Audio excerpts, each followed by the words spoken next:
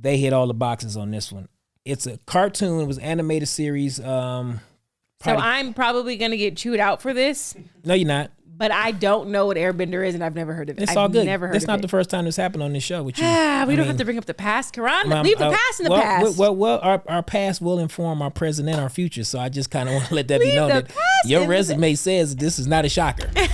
What up, though? Peace and love, everybody. It is your boy, Karan Joseph Riley. And I am Ernestine Morrison. And this is another episode of Nice Watch. Happy Friday. Happy Friday. Well, I love Friday. Friday's like, ooh, the weekend is here. Oh, my God, right? Get to relax, get to go to brunch. Oh, my God, they ain't got to get up at the crack of dawn with the kids. Don't got to get up at the crack of dawn with the kid. I am officially a school mom. Mm-hmm. My child started pre-K. I know I started her in the middle of the school year, but that's neither here or there. She has to be at school every morning at 8 a.m. It's like I'm like, oh, it has begun for me. I am a school mom. We've got homework, projects. It gets real now. You can't be tardy. After 8:05, you're late. Yep. You get docked. Yep. It happens so fast. This is the stage of parenting that you start to realize if you really were parented yourself. For sure. Like you start to realize what was missing in your parenting. Right. Because if you can't get there on time, then you just weren't taught to be punctual. You just weren't. Before you had kids, being late to something, it's just what it is. Yeah, you're late. Pull up. Fashionably late. As soon as you get kids, though, you got to really see if your adulting skills on point. Listen, I feel like my adulting skills, I always felt like I was on point. Like, I'm like, yeah, I got it. When you become a school mom, it's a different level. Different levels to all this. Am I cut out for this? I don't know if I'm qualified. It's too late. I don't know if I'm equipped to be a school mom. It's like she already had a freaking Black History Month project due. And I'm like, she's 3. Why are we doing projects at 3? Because she can't do it. I have to do it. And I'm going to tell you straight up, this generation, the kids now are not like us. Like when we went to school. Our parents did not go to school. Ugh. We will be in school. Like you're going to be in school with Kobe from pre-K. Here on out. To college. It's wild. And they actually look to parents to actually be like really hands-on now. And they teach and math is different. Homework home. I'm like, homework at 3? Yeah, that's crazy. She can't do this. I have to be the one to do it. Well, it's at this age, it should just be like, alphabet stuff, handwriting. And no, my child goes to a private Christian school, and their curriculum is the Abeka curriculum. And they're on it. They're 4-year-olds, 4-year-olds, not 4th grade, but 4-year-olds are writing in cursive. Their school is on it. Like it's very. Well, I saw the project she did, the project you did, and I did. Yeah, it looked like a grown ass adult did the project. It was a dope project though, man. It was an adult. Anytime project. you can do a Black History project on your mom and dad, that's big. So that's big. Big salute out to that. I'm a school mom now, guys. So I unfortunately haven't had a whole lot of time to watch a whole bunch of things because now I've got homework, pickups, drop-offs, after school. It's a whole lot, guys. It's a whole lot. So I haven't had many nice watches, but I did watch Tyler Perry's new film, Mea Culpa, starring Kelly Rowland and Trevante Rhodes. Yeah. Thought it was really good. Yep. Well, let me take it back. I thought it was good. I wouldn't say really good. I have notes. Creative notes. And as much as I love me some Tyler the Perry, put that the on there, please. Tyler the Perry. I thought it was cool. I thought the acting was really great. Trevante did his thing. Kelly Rowland did her thing too. I was interested to see where she was going to go and what her performance was going to be. She did a phenomenal job. Trevante did a phenomenal job. I do feel like there was some patches in the storyline, like some things that maybe were missing that could have helped push the story. Yeah. Little details. I think it would. So this is my assessment. Like you said, it was good, but can I say it was a nice watch? Like, I mean, like if you got, can I say if you had 2 options, would this be the one to pick over the other option? I can't say that because of the holes you were saying in the story. Just little stuff. But what did you feel like? I just feel like my mind kept wandering. I'm like, wait, what? Like, how did that? Like, yeah. That's where I kept finding myself doing too. Yeah. Like, the case in itself had a lot of holes in it. I just wish, as an audience, we would have got to see Kelly's character actually in court. Mm-hmm. Seeing her be a badass litigator who got somebody off a big trial. Or, I get it, they shot this movie in 12 days. It's a Tyler Perry, Tyler Perry specialty. So he's got a formula. If we're not gonna throw the courtroom scene in there, let's do it in a news story. Yeah, like have a quick quip of a news anchor breaking the story down, saying how we can have Kelly coming out the courtroom and she's getting all these interviews and and all of a sudden it cuts to the news and they break down what she just did. Now we got all information. Oh, she's a badass. So now it makes sense when Trevante. I don't think we can cuss on here. You keep saying the ASS word. Ass not a cuss word. You can you can say ass on national TV. Yeah. Reese, look into it. It clears the database. Clears the database. Yeah. People just don't be raw like that on TV because they stuffy. You get me on real TV, I'm gonna be keeping it 100. So before I was distracted, ass. I think that would have made it, just gave it the richness that we were missing. You know what I'm saying? Like, it was a great dish. Like I thought it was great. I thought it was good. But you could have.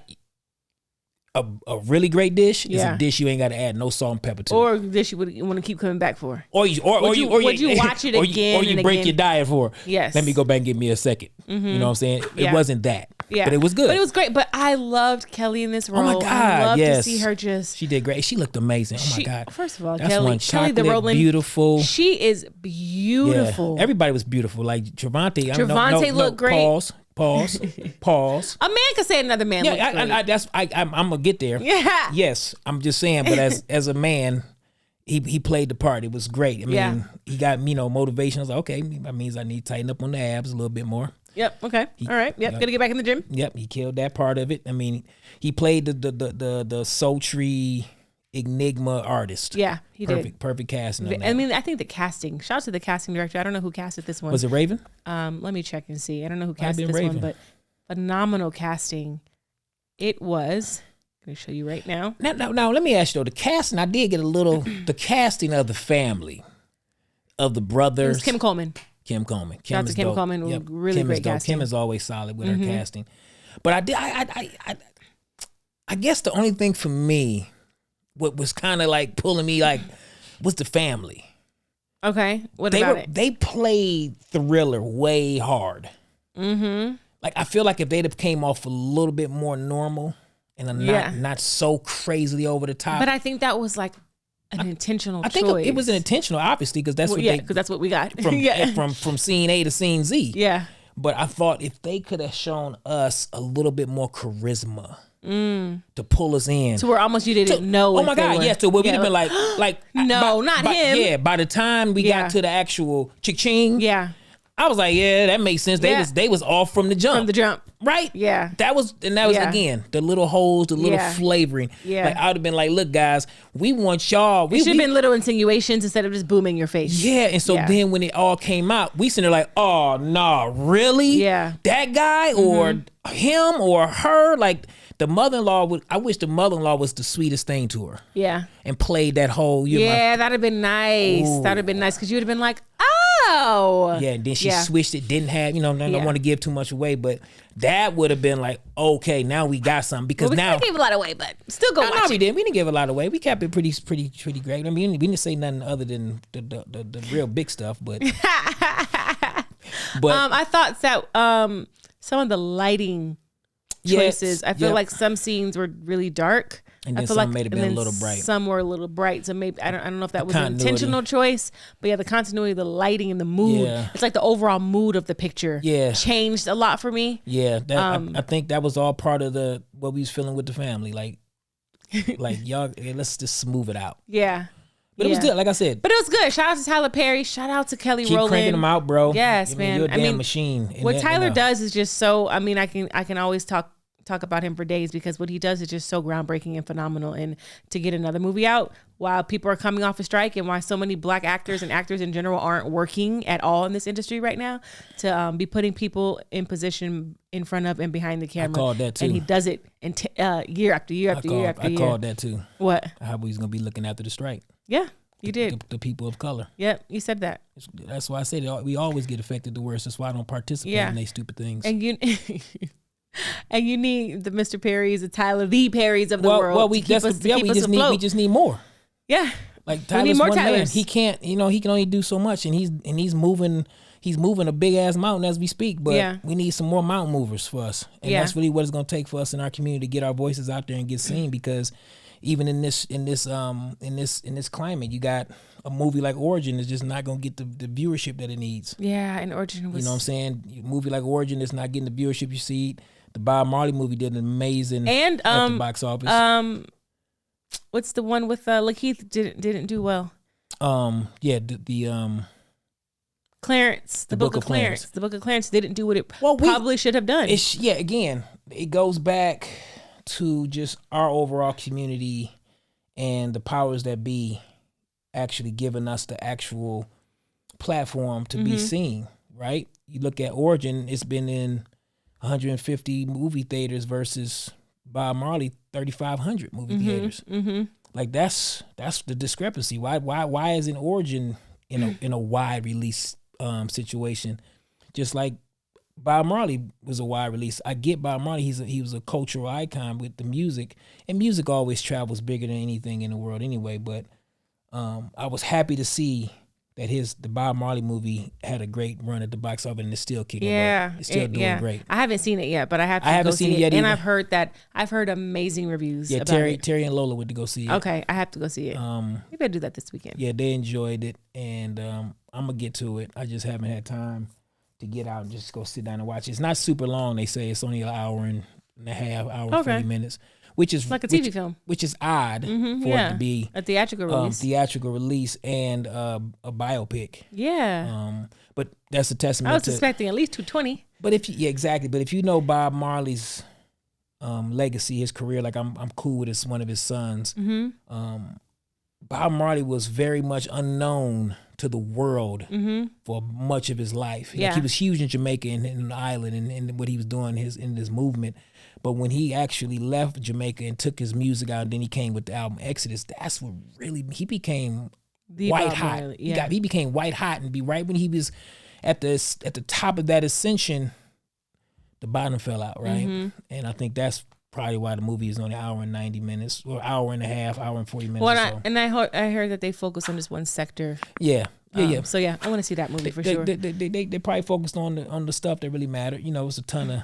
He has a ton of story. He got 7 kids, so I mean, he got a ton of story out there. 6 or 7 kids, so he got a ton of story to be told. But his legacy will live on, and I'm looking forward to seeing that. So, but my watch. Yeah, what did you watch? What'd you watch this week? As we're talking about our adulting, I'm a veteran in the school kid realm. I have 3, one out of school, one in high school, and one in 3rd grade. So I'm leveled up. So you've been not getting any sleep, because I am tired. Yes, well, sleep just ain't part of the equation once babies get into your life. Ooh, man, I sleep. I'm sleep deprived. Wait, but now you know why everybody crack jokes on me about my early bedtime. I'm right with you, Karan. I'm now in the bed at 10 o'clock.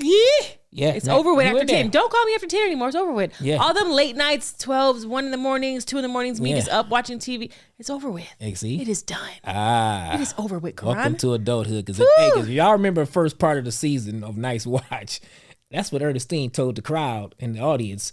That's where she did most of her watching. That when everybody was asleep, she'd be up stay late, up 1, 2 in the morning, watch me and my husband Netflixing and chilling. Hence why Kobe started halfway through this year pre-K. No, but my speaking of kids and childhood stuff, they did a live action version of the second one of The Last Airbender. Now they did a movie first, a couple years, maybe 5, 6, 7, maybe 10 years ago. It was not really that good. But this series, The Last Airbender on Netflix, they hit all the boxes on this one. It's a cartoon. It was an animated series. So I'm probably gonna get chewed out for this. No, you're not. But I don't know what Airbender is, and I've never heard of it. It's all good. Never heard That's of not it. the first time this happened on this show with you. We don't have to bring up the past, Karan. Leave the past in the past. Well, our past will inform our present and our future. So I just kind of want to let that be known that your resume says this is not a shocker. It's not a shocker. It is what it is, EJ. But again, I am a big kid. I always say I'm a big kid. That's part of my superpower. I refuse to get caught up in this world of adulting. Adulting. I'm not gonna ever leave my imagination at home to get too real. Like what? Why do that? Reality sucks. Who lives in reality? Not me. But The Last Airbender checked all the boxes, man. It was a live action return from a hit animated series that has been going on for now maybe 20 years. It's a really dope show. It's basically this was on Netflix. Yep, it's on Netflix. The Last Airbender. Kobe will probably watching it with you if you decide to watch it one day. A lot of magical stuff. The Airbender basically is a story of an avatar who basically each generation, every 100 years, there's a new avatar born that helps keep the world in balance. And out of each sect, you have airbenders, you have firebenders, waterbenders, and earthbenders. Okay. If you're an earthbender, you can control earth, air, fire, water. We get it, right? So now this story is a chunk from The Last Airbender. So now his story will go 100 years, and then he'll die and reincarnate in one of the other benders. But the spirit of the avatar stays the same. It lives on through each incarnation. So it's really like you never died. The spirit never dies. It's a dope. It's a really, like it sounds deep. It sounds like some stuff you watch. It is. And I was watching it on cartoon. It came out in a cartoon years ago. I was like, oh, this is different. Yeah, you always been into that. Yeah, so I'm sitting there watching the cartoon like when this was when Dalen was little. That was like me and Dalen's first bonding show. Like me and Dalen was sitting there watching Last Airbender with Aang, like, yo, this is dope. Okay. And just the spiritual aspect of it is really dope. Okay. You know, The Last Airbender, he was a monk. He was reincarnated as a monk in this series, in this lifetime. And in previous lifetimes, he was always the shaman or the guy for each of the tribes. And he was always responsible for bringing that balance to the world. I swear to God, we need a goddamn avatar now.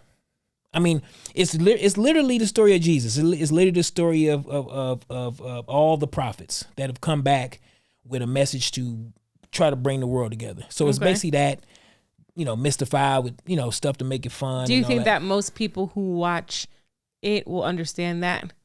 It all depends on where your spirituality is and how you connect everything. Because if you really, I'm gonna say, I guess that's a question. Like, do you feel like you have to be spiritually awake? No, you can catch it on the surface. You can watch this on the surface and just be entertained on the surface of it. What it is, it's that good as far as just the storyline and what the explanation of everything is. Okay, and I think, you can watch this surfacely and enjoy it, or if you got a different spiritual understanding of all the connectivity of the world, you'll find those meanings in it too because it's in there. What are the gaps? Like, did you watch it and be like, okay, this was a gap here?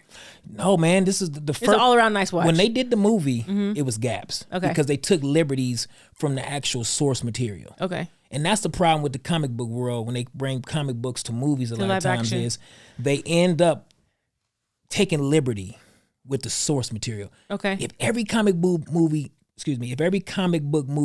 that has come out in the last 20 years, if all of them stuck to the source material without exception, wow.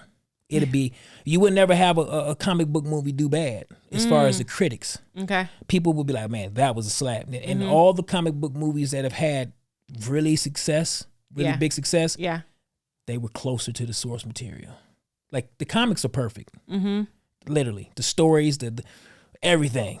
And if I'm a filmmaker, I'm not trying to, hey man, what they say on that page? Let's just get that. You know what I'm saying? And let the actors do what they do. That's why the Black Panther did well, because it stuck to a lot of the source material. Spider-Man has been another one that's stuck to the source material, but the one that didn't stick to the source material is when he had organic webbing. Can you explain what source material is for someone who may not? Source material is basically so if you get an adaptation, like the Avatar is from animation to live action, or from a book, like Origin was taken from a book called Cast. Color Purple. Color Purple was taken from a book. And as a filmmaker, you take that source material, which is where it originated from, the material that we actually gonna put out, the source. Yeah. You have creative license to tweak, change, and make it fit how you need to make it fit. We saw Ava do that with Cast, and she made it fit and made it work for the book, because the book, they said, was unadaptable for a long time. But then you turn around and see somebody like in the second Spider-Man iteration, took the source material and tweaked it. They made Peter Parker have organic webbing. That's like saying, that's like that's like the original story. You can't, Peter Parker never had organic webbing. Like, the part of being Peter Parker was that he was smart enough to create his own webbing with his brain, his human brain. and guided. You know, that was the dopeness of Spider-Man. It wasn't the fact that he just popped up with Spider-Man. Now he got organic webbing. That's just way too easy and not dope enough at all. Because if it's easy, you don't want it. Yeah, if it's easy, you don't want it. And that's the whole comic. Like, that's like a comic law. Yeah. The hero has to have a hard time. Yeah. Right? And that's what happens. And even in this Avatar, they did their own point, man. Reese, have you seen it yet? No, I haven't watched it yet. Yeah, Reese gonna be. I would love to know your thoughts, Reese. Yeah, he's. I'm gonna check it out. It's not really my type of thing, my genre that I'm telling you, I'm gonna check it out. You're gonna like it. The little boy is cute. I mean, everybody was great performances. The sets are amazing. They did it, man. They got flying water bisons, and it's a dope show, man. Flying water bisons? Yeah, water bison. It's a flying bison. That's what the airbenders get around on. Okay, so I'm gonna check that out. So we've got Mea Culpa on Netflix. Airbender. The Last Airbender. Oh, also I've got some good news to share. What's the good news? You guys have heard me talk about the Country Wayne skits. I've been a lead actress in one of the storylines in the Country Wayne skits, but I have just became a producer in the Country Wayne skits. Woohoo! Yeah. I became a producer in the Country Wayne skits with Country Wayne Entertainment. So it's been really great producing my own storyline, and I've been so busy producing and acting and directing and writing the storyline that I haven't had much time for anything else. But you guys can catch that every night on Facebook, Country Wayne Facebook at 10 p.m. You can catch my storyline produced by me. Woo! Yes. That's been really cool. And if you are into short form content and you want like something quick and short, keep your attention span. The Country Wayne skits, there's so many different storylines on the page. If you go to Country Wayne Facebook or YouTube, there's different storylines. You can pick and choose which characters you like and which characters you want to follow. Mm-hmm. But it is definitely a nice watch. Basically set up like a TV guide. You mean whatever. It is basically a network. So it's a network, and there's different shows that come on at different times. Yep. The page does 50 million views a week. That's more than most hit shows. And it's crazy exposure, crazy fun, so much drama and juice in the storylines that'll keep you hooked. So if you're looking for a short form nice watch, tune into the Country Wayne skits every day. 7 days a week. You can catch my storyline every night at 10 p.m. Eastern Standard Time. Love it, love it, love it. Yes, yes. And I'll tell you, I'm doing those skits as well for my own The Lion side on my YouTube. How's it going? It's going good, man. It's just, like you said. Have you guys started posting? Yeah, we posted. We haven't posted the new season out there. We started taping yet. I just been waiting for a good pocket to get going. I've been figuring it out. Okay. But it's fun, right? Yeah, it's fun. Like, again, it's a good muscle to work all the time. And again, it serves an audience. Yeah. Like, there's an audience that is needing the short form content, because what we're seeing now in the industry is it's changing. Like, I read an article recently where they said linear form TV may be going away. Yeah, it's like. And most of the main big executives, I mean, they had every executive basically talking about it. And some felt like it might go away in 10, 20 years. Some saying it's never going to go away because of sports. Yeah. Like, sports is going to keep it where you're going to have TV for sports. Yeah. Like, no matter what, because the new NFL deal is coming up, and that's about to be a chunk. Yeah. The baseball, the NBA, all those deals are going to keep TV alive. But our traditional way of seeing TV is definitely about to change. It's already changed. Yeah, most people already watch changing everything daily on their phones. You watch stuff on your phone, and then you start to gravitate towards shorter form things anyway. Like, even myself, sometimes I find it hard if someone posts like a 5-minute video. I'm like fast forwarding through it to get to the part. I'm like, how like you're on Facebook and you see those like Facebook videos and it's like 11 minutes long and you're trying to figure out what they're doing. So you're fast forwarding so you can get to the good part. It's like the attention span is like. Yeah, I don't really. My attention span is pretty strong. I'm not going to receive that energy, EJ. I mean, I get it. I mean, no, because you don't be on social media either. I'm on it, but I don't. You are not on social media like that. I still read books. I read 2 books a week, dang there. I'm a reader. So your attention span is good. No, but it's this phone. It's this social media. Yeah. You don't be on social media like that. I don't. You have people posting on your page. You're not. I do. If you were on social media the way I'm on social media, your attention span would be a little bit different. Yeah, literally, I can go to dinner and not pick my phone up for the whole dinner. See, I'm not doing that. Yeah. I'm at dinner like, yeah. So, what about Yeah, nah. See, I and Banner, he made a comment about that when we was out eating one time. He's like, dude. He said, how do you do that? You been. Yeah, you don't be. I can call Karan. He'd call back hours later. Like, yeah, my phone was in the house. I was outside, EJ. I'm like, my phone is always, it's glued to my hand. Yeah, she'll tell you, I mess around. Like, I got to do this at home. hilarious. You gotta find your phone. To find my phone 9 times out of 10. I don't know where it's at. If you ever call me or text me, I don't respond. It's literally because I'm shooting. Other than that, my phone is here, and I'm like, hey, I'm responding. If I don't respond, it's because I'm shooting. But that's why you're a beast, though, EJ. That's why you the shit. That's why That's why I gotta keep you close. Because I swear, man, I will miss the call. Karan, you're gonna miss the call. Karan, we're looking for you to become the It's a $20 million project. And Karan be like, yeah, I was on a bike ride. My phone I was on a bike ride and protecting my mental health. What else do we need to do? You call me about the $20 million, it's gonna be right. Hello? I'm answering on the first ring. Hello, hey. Yeah. Who's this? Yeah, exactly. No, but you know what? I feel like the money's in the phone, so I got to keep my money close. My money's close. It is that you could become the most. This is one of the most powerful sources on the planet, if not the powerful sources, if you know how to use it. I've been working to get better at it, but even like emails, like I'm always checking my emails constantly. You don't check your emails constantly? Yeah, that's the one thing I would. When I pick the phone up, that's the first thing I do is hit emails. But I'm saying when you don't have your phone, how are you checking your emails constantly? Like I'm always like on the email. No, I don't go off the phone for more than 2 hours if I ain't got it in my hand. Like 2 hours, I might watch the movie, or like you said, a bike ride or something. That's the time when I'm really disconnected from the world when I'm on that bike. Yeah, and I do that on purpose just so I can. That's great. I love that you do that. I wish I had something that just disconnected me. Oh yeah, I do that on purpose. So like when I'm on the bike, it's like, look, whatever happens in the world is gonna happen. Yeah, I'm like, Ron, there was a bomb that dropped. Did you hear about it? But you know what's funny is I'll answer calls. Like if you call me, I've called you on the bike before, and I only answer certain people. Yeah, like if it's you, if it's Terry, I'm in the circle. Yeah, gang. you in the circle. Yeah, if you call Banner, you Terry, obviously the kids. Yeah, and anybody in my circle that may need some immediate attention. Hello, you be here. I'm on the bike. I'm like, all right, call me back, bro. Is it an emergency? If it's not, I'll call you in about an hour. Yeah, man, that's good though, man. Yeah.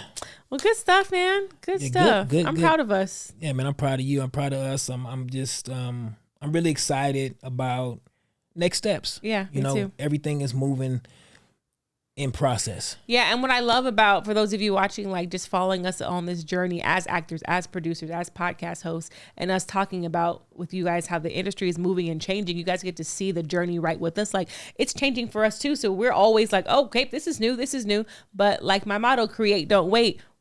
That's just the name of the game, and we've been doing that for years. Like I started Create Don't Wait years ago. I'm like, I'm not waiting on. I gotta put myself in position. I think if we all adopted that, whether you're an artist or an entrepreneur or a businessman, whoever you are, whatever you are, Create Don't Wait is how you put yourself in whatever it is that whatever position that you want to be in. You have to create it. The time of waiting for someone to promote you, waiting for someone to give you the job, waiting for someone to extend the olive branch, those days are done. You have to create the position, create the role, create the title, find yourself, find a gap and find a way for you to fill a gap somewhere and create your own lane.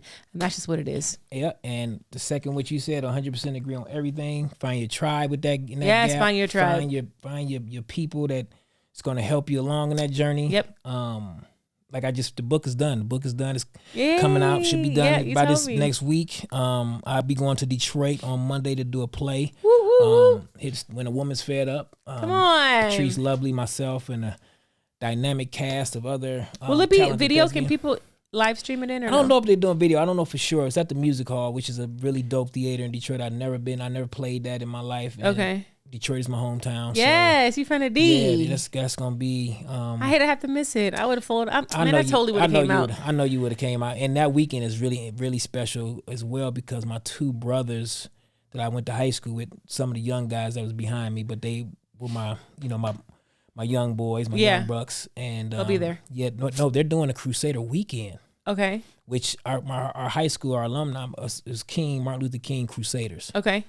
And we're doing a Crusader weekend. Oh, so it's gonna be a whole thing. It's gonna be just a crazy weekend. I'm not going. Well, make sure you do Instagram videos so we can all see. Well, my brand manager Trey is coming in town. He's gonna come in town. He's gonna make sure I get all the footage I need. My brand manager. It's I can't do my own stories because I'm a brand manager. Because you know me, EJ. When I'm there, I'm engaged. I be wanting to see what's going on in Karan's life. Like most of us, you can go to people's stories and see. Oh, okay, they went to dinner. Okay, they had a fun weekend. Karan, you could never know what Karan. You just got to call him if you're lucky enough to have his number. number. You can just call and say, hey, what'd you do this weekend? Because he ain't gonna put nothing on the stories. He ain't gonna put nothing on the page. You ain't gonna know. Karan could be in Thailand and we wouldn't even know unless you just know him. So can you please put some stories on your EJ, for Crusader Weekend? I know. We all want to be a part of the Crusader Weekend. Crusader Weekend, you gonna get footage from Crusader Weekend, from the play. Good, because we want to be in all of it. We getting all, but that's work though. We want to know what you're doing Crusader Weekend. I always try to post work stuff. Like I just don't. I'm not big on posting my life. Like when I'm doing stuff, you don't post anything though. I know because I be living my life.